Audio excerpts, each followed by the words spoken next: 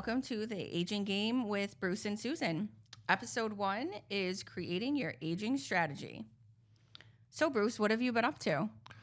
Well, great to see you, Susan.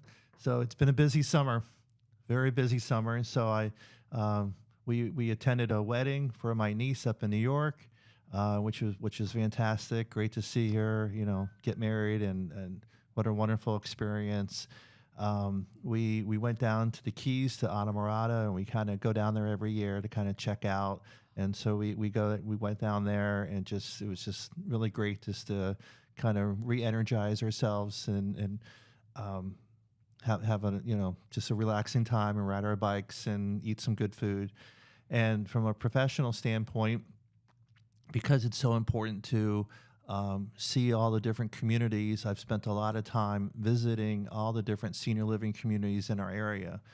Surprising, there are 100 senior living communities. And so I make it a point to go and visit each one of them and to step foot in every single one of them and meet the staff and talk to the residents. And so I've been extremely busy doing that. And I cover, I'm covering Collier and Lee County. So there's a lot of ground to cover. And it's quite interesting. There's some exciting things happening in senior housing, and meeting some of the new faces has been wonderful. Wow, you've definitely had a busy season so far. So far. I gotta say, I haven't been to the Keys yet, and I guess that's pretty embarrassing to say since I've lived here so long, but I definitely have to get down there. It's definitely on my list. And it's interesting because you talk about the Keys, people automatically think Key West. And, Key West is one of the keys, but there's other keys and, that have different experiences. And so, if you like diving, there's Key Largo. If you like fishing, it's Anamorada. So there's just different keys offer different lifestyles. I keep seeing this advertisement for the bungalows. Yes. So that place keeps enticing me. So maybe I'll have to explore this one of these days. It's a nice place. Definitely. So Susan, since you asked me, what have you been up to? Well, my gosh, I celebrated my 10th wedding anniversary. Congratulations. Thank you, which was very exciting.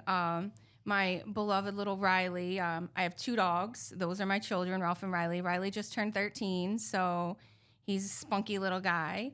And then work-wise, I'm really excited. We've partnered with a doctor in town, Dr. Adam Perry, and we're doing a Medicare pilot. It's a guide program for seniors with a dementia diagnosis to provide them resources into the home.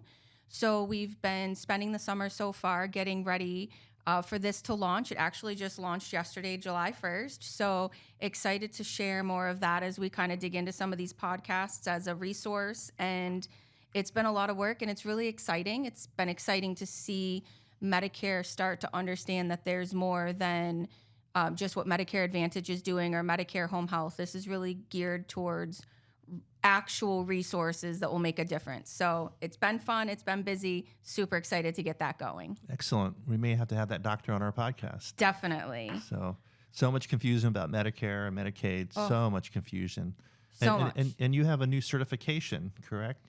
Yeah, actually, we certainly do. So our business is everybody is Dementia Live trained. And we can bring that training. It's an experience-based training. So we can take that out into the community.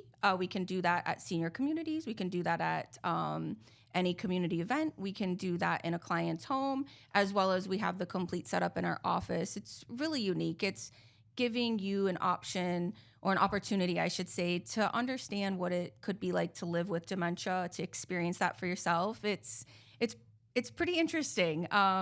So yeah, if anyone wants to learn more about that, I definitely reach out. We would love to chat with you or bring that experience to you and share that. Great. All right. Well, you know me and you know I love a good stat. So I've got one that's pertaining to our topic today. So 88% of people surveyed aged 50 to 80 state that aging in place is important to them, but they have no current plan in place. 15% stated that they've given a plan some thought, but have taken no action to develop a plan. I got that out of AARP from an article from February of this year. Wild to me. That's staggering statistic. Yeah.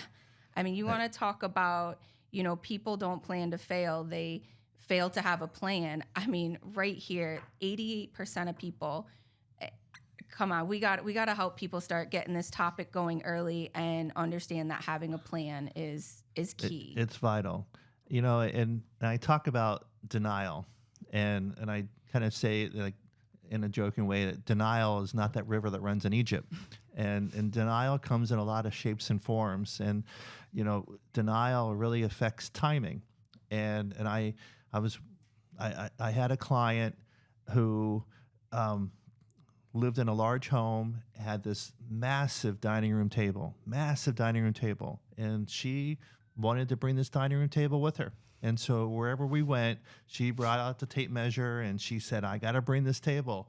And it got to a point where I just wanted to go in there one night like with a saw and just cut this table in half because she got locked into this was she had to bring this table, and unfortunately, she fell. She fell in the middle of the night in her home, and she couldn't get to the phone. She didn't, so she was on the ground for hours and hours, and that table didn't provide an ounce of care for her. Yep. And so people get locked into these things that they got to bring or they can't part with, and it's just a table or it's just a china cabinet. And so people's paradigm has to shift about what's important and the need to plan ahead. So so I see it a lot. I'm sure you see it as well, and it's something that people really need to deal with. I think that's a classic theme story of what we hear. Someone fell in the middle of the night. It, that's what's happening. People don't make a plan. They wait, they wait, they wait. And then, a catastrophe happens, and that's where we're at. And you're right. The table didn't do anything. I'm sure the table has stories and memories, and I support and want to cherish those, but we have to understand where to, like you said, make that paradigm shift and figure out what's important. And there's nothing more important than your safety and your health. And I was with a couple just yesterday, and the guy, he's sort of a big guy. He was probably 275, so he was a large man. And he said, "I love my home, and I don't want to move my home." And and so the wife was looking at me, and she's a little thing, and I was just thinking to myself, well, if he's on the ground, there's no way she can pick him up off the ground. And so as we were having this conversation, and a lot of people fail to think about this. They don't think about the surviving spouse. And so we were having this conversation, and I said, "Bill, if you pass away and your wife is by herself, what's going to happen?" And he pays all the bills, he takes care of the house, and he said, "I'm the muscle in the house." And so unfortunately, life is not perfect, and people don't live and die on the same time schedule, and that's probably what's going to happen is that he's going to pass away, and she's going to be left by herself. And so when we talk about developing an aging plan, it has to be, that strategy needs to be part of what are you going to do maybe together, but what are you going to do when something happens to one? And, and I say it's not an if, it's a when. And so a lot of people just, they need to come to grips with that whole concept that you really have to protect the surviving spouse. I know you like statistics, so I'm going to give you another one. So, women outlive men 5 to 10 years longer. And so, as a husband, I have to recognize that my wife is going to outlive me. And so what's my plan in place? What's my plan to protect her when something happens to me? And so husbands have to think about that to protect their wives, but women have to recognize that at some point they're going to be alone.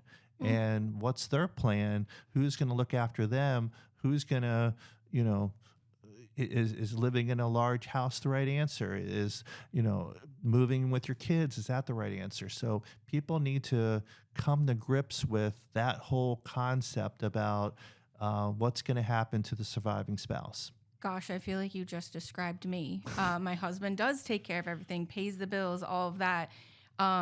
My plan will be to get in the casket with him. I do not want to live a day without him. But you're right, that is the reality. Women are outliving men, and that should be a consideration. Like, of course, it's a sad topic. It's something, no one wants to think about, but it is something as we're thinking about making that aging strategy.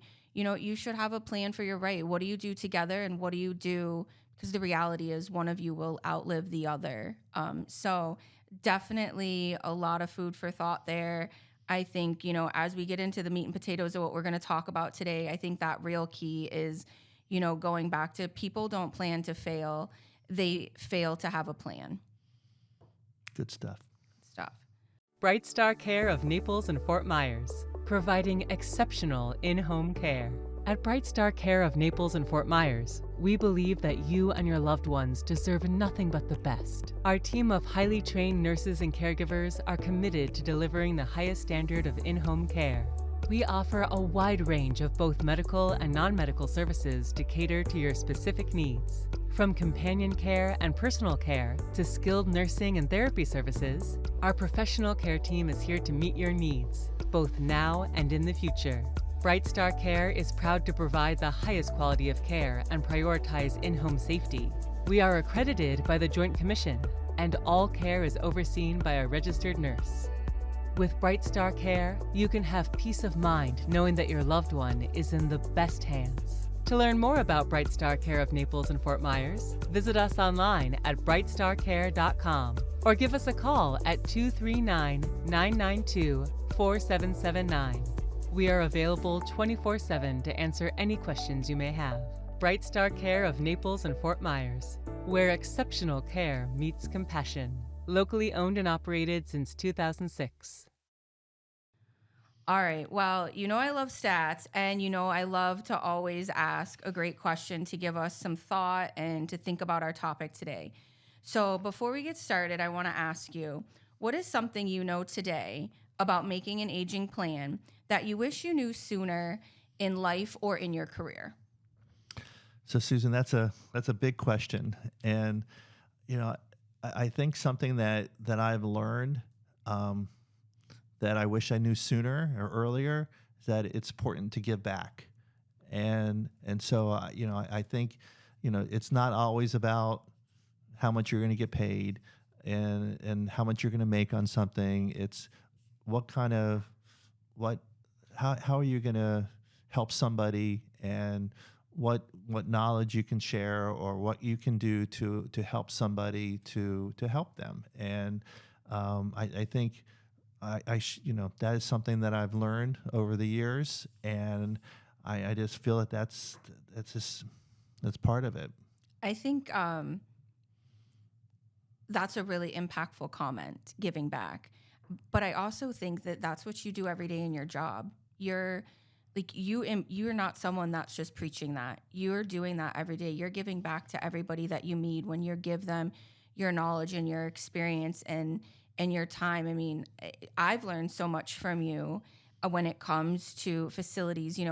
For example, I had no knowledge of, differences in terms of, I assumed if I went to a community and I needed support, that community could feed me. Heavens forbid I had a stroke or something like that. And I learned a while back that that's not always the case, that there's different licensures. And my God, I would have never thought to ask that type of question, or I would have assumed that was included when I walked through and saw a dining room and people were eating, right?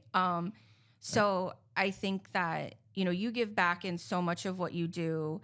And I think that, helping people in our community is very impactful. And I hope that that's something that we're accomplishing with this as well. Me too. Me too. All right. So let's dig into our topic today, which is creating your aging strategy. So we know that there's components.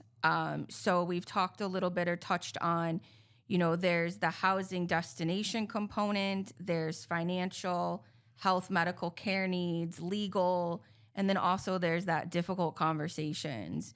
So, with your expertise, let's dive in first to, when we're talking about that strategy, I think the number one place to start is, where do you want to live, housing, destination? So dig into that a little for us. So I think it's important that people look at where they're living and can they sustain themselves in their home as they get older. I think people need to recognize that maybe their driving is going to decrease. Maybe going to the grocery store is going to, be a challenge. Getting to doctor's appointments. There's a lot of different, components. I think, socialization, the maintenance on the house and all those things that go along with it. So I think the housing component, and you said this earlier, and I know I've done this when I'm in front of hundreds of people, and I'd ask people who would rather, do you want to stay at home or do you want to move somewhere? And, everybody raises their hand saying, I want to stay at home. And so, the majority of people, think that that's the right answer. And for many people it is, but you need to think about the consequences of that decision. And sometimes it works, sometimes it doesn't. And sometimes you need some assistance at home to help you stay in your home that much longer. But you know there's different types of housing. There's independent living out there that people can move to a senior community and be independent. There's assisted living. There's memory care. So there's different types of senior housing. A lot of confusion about the different types, and that's it's important to kind of think through that.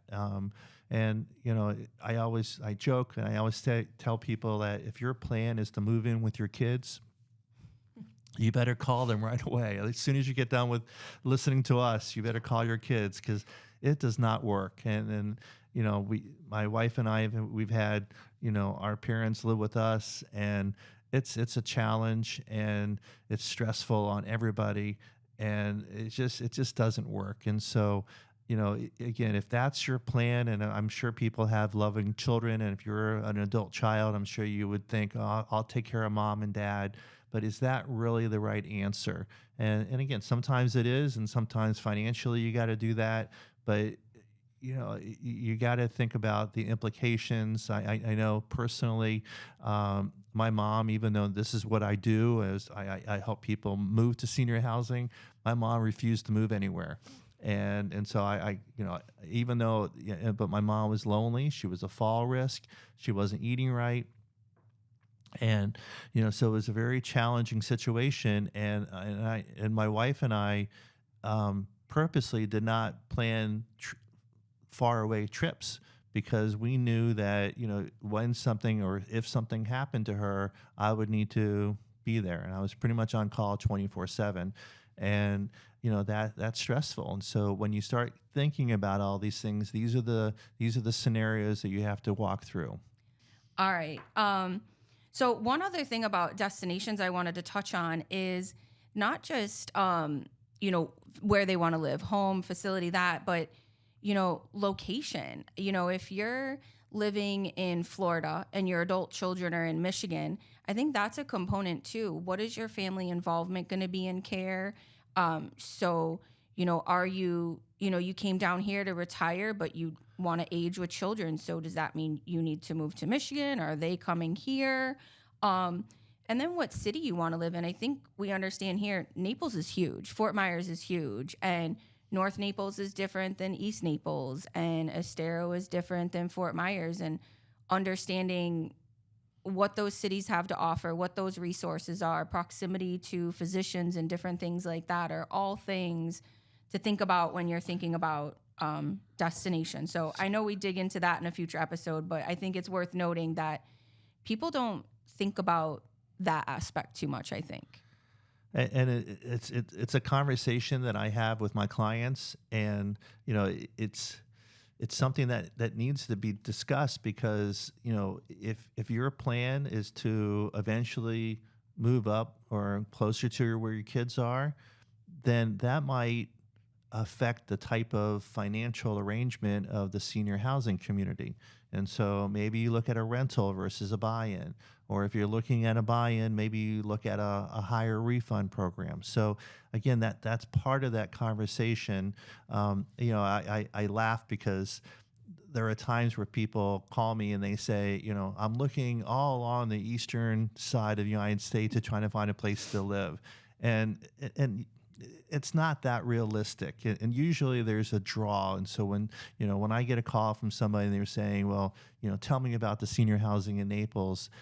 One of my first questions is like, do you know anybody living here? Do you have any friends here? Do you have family down here?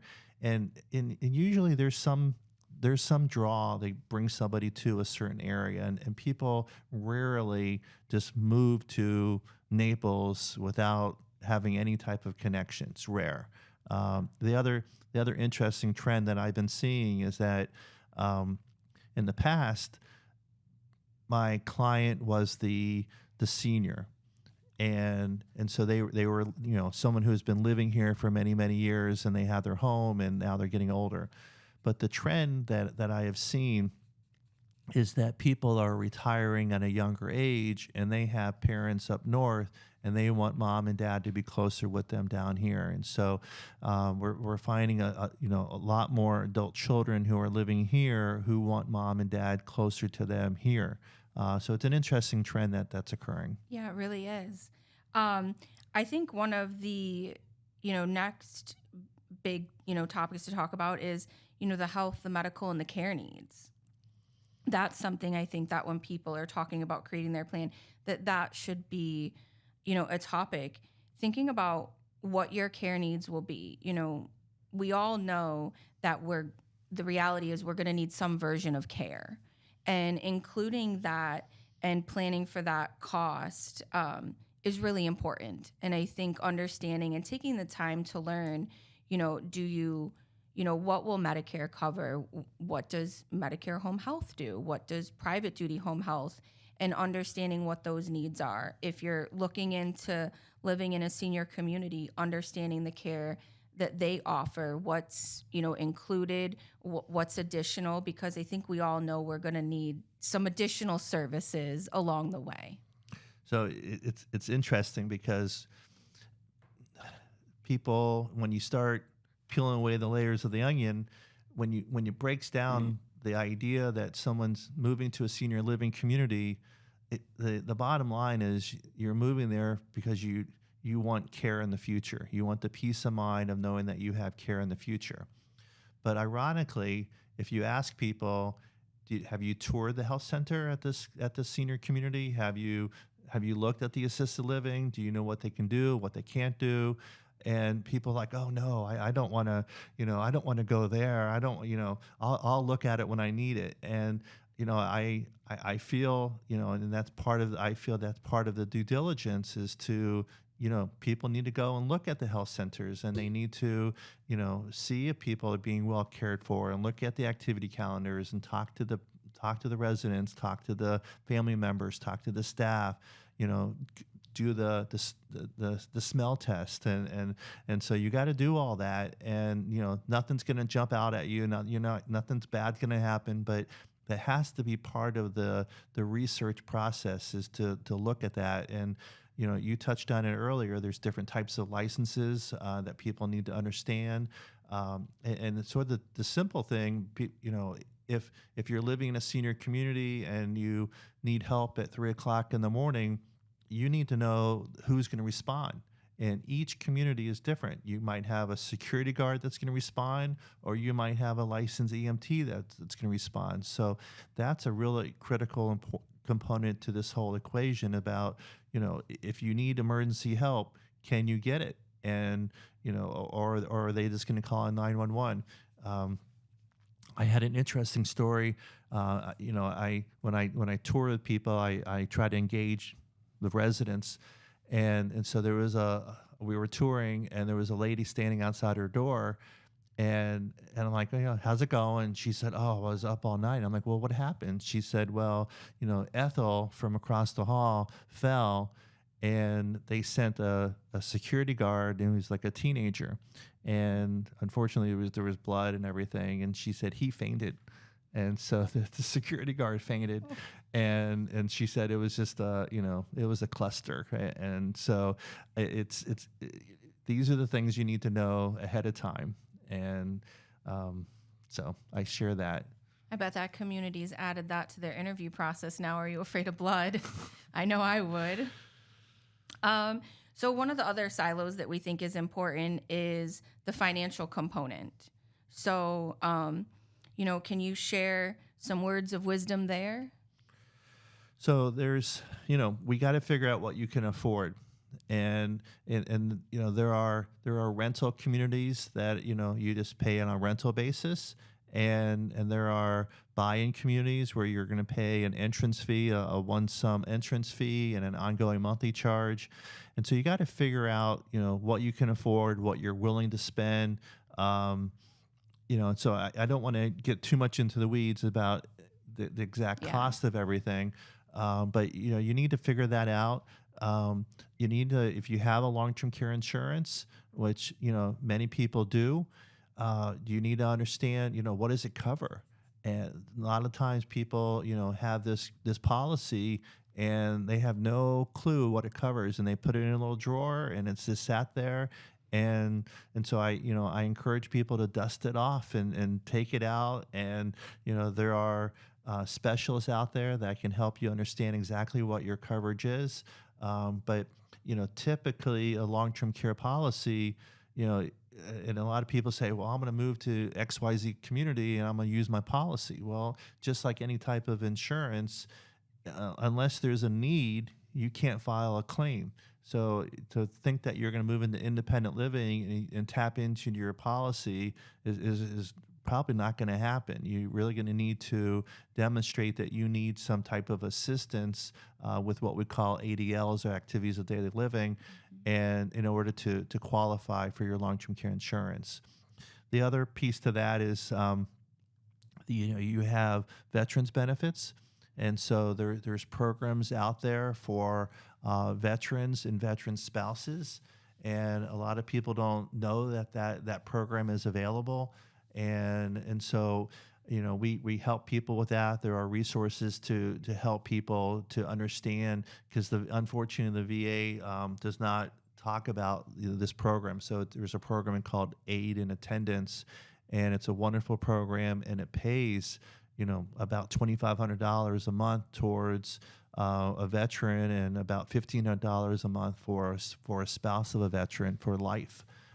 So it's a great program, but again, you need to, dust off. You're going to have to, show your military records and your marriage certificate and all that. So you just don't want, you want to have all that a nice little bow on it, and you don't want your kids to have to come and start hunting through all the files trying to find your military records and everything. And so it's important that as a veteran, your service to our country is extremely valuable, and we want to take care of you.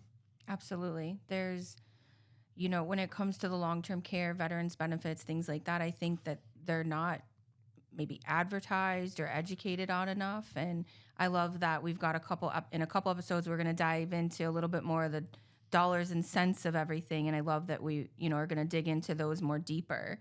The other thing that we've got on here as another silo is the getting all of your, paperwork and your ducks in a row. One of the interesting things I learned recently is having some of your plans and stuff that were made out of state are not always honored down here in Florida. So I'm excited to dig into that. I love that we've got a local expert coming on that will really help us get into that. But what's your experience been with the kind of legal things, or what are some, basic, advice that we could kind of touch on here, just as, one of those big silos that we think is a key component in the plan? So, it definitely is part of the aging strategy, is having your legal affairs in order.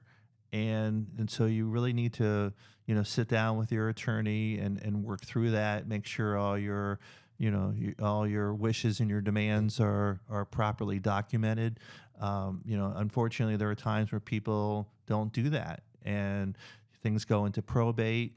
or things get aired to someone who you may not want aired to, and you create family issues. And so it's important that while you are of sound mind, that you're able to document exactly how you want things done. And it doesn't mean things can't change, but you want to have all these things documented, and have it in a nice little binder, and meet with your attorney from time to time to update him on or her on how things are.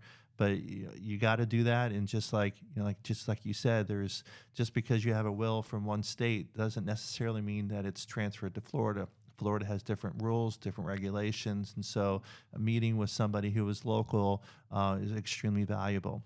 I can add that my wife and we created, I know it sounds morbid, but we created what we call the death binder. And so we have this binder, and because if something happened to me, I want to know that she knows where all of our important documents are, and who to call, and all of our family's information, and the attorney's name, and the accountant's name, and all the passwords. And so we have it in a nice little binder, and it literally is called the death binder. And at one point I was scuba diving, so it was, she had more of a need for that, but I don't do that anymore. Yeah, I think, I engage with people all the time, every day, and some of them really shy away from creating these legal documents. And I think it really comes down to, they think cost, they think legal, they think it's going to be expensive or it's out of their market. I think that's the great thing about, being down here is there really is a wide range of local services, and we'll dig into that more when we've got our local expert on. But there really is, from legal aid all the way through, elder law attorneys, A to Z, there's someone here that can help you at whatever financial, you have in your budget, but ensure that that is a part of your plan. That's a good point. And I just met with this. I have a lot of little stories, and so I met with this couple the other day, and they were a non-married couple, and so we talked about the legal topic about, and I brought up, I said, you need to make sure that your significant other is taken care of when you pass away. And he said, "Oh, my son, up in Michigan, and I have a son up in Michigan, and he'll handle everything." And unfortunately, things go south very quickly, especially when there's money involved. And so I said, you gotta protect each other. And she could be very vulnerable that he passes away, and the son is the power of attorney, and he's going to take everything, and maybe she gets it, maybe they're going to take care of her, or maybe they won't. But these are the things, and these are the conversations that need to occur legally. Yeah.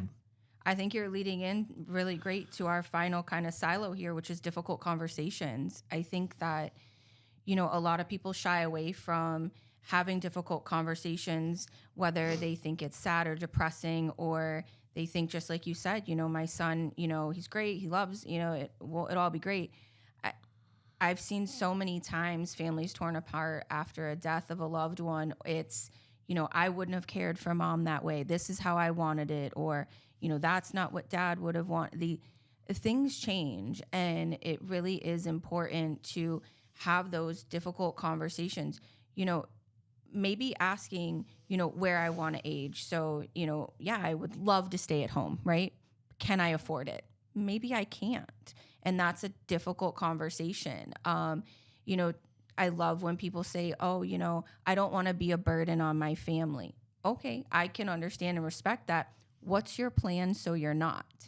How many times do we see adult children that get dealing with a crisis, and they're scattered across the country, and they're coming down in these moments? So, talking about aging is a difficult conversation. It's not always, the fun, sexy topic that everyone loves to talk about, but it's necessary. Have those conversations, figure it out, make sure everyone's on the same plan, and then, make a plan, get it documented, get with your legal team, have those wishes put together. And really all you're doing is, creating your wishes, putting it on paper, and then ensuring you have the right people that are going to support and ensure that that comes to place. It's so true. It's so true. And, there are so many times where you have these family dynamics, as you were saying, and there's one person maybe is the local person who is providing the day-to-day oversight, but then and so then there's that person has responsibility, and then there's somebody up north,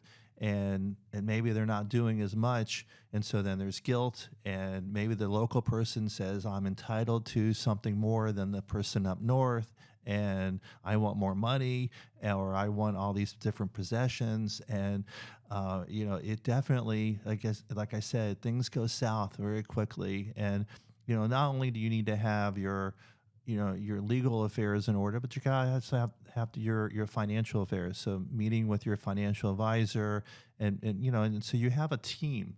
And so this is a team approach from your legal advisor, your financial advisor, your senior housing advisor. You have a team of people to help you through this process, and it's so important that you get you have that talk, and and sometimes that talk is difficult and it's uncomfortable, but it's on everybody's mind, and everybody's thinking about it, and they may not want to know how to discuss it, but you want to get it out there. Yeah, absolutely. I think, these conversations are difficult, they're challenging, but everyone's going to feel so much better after you've had them.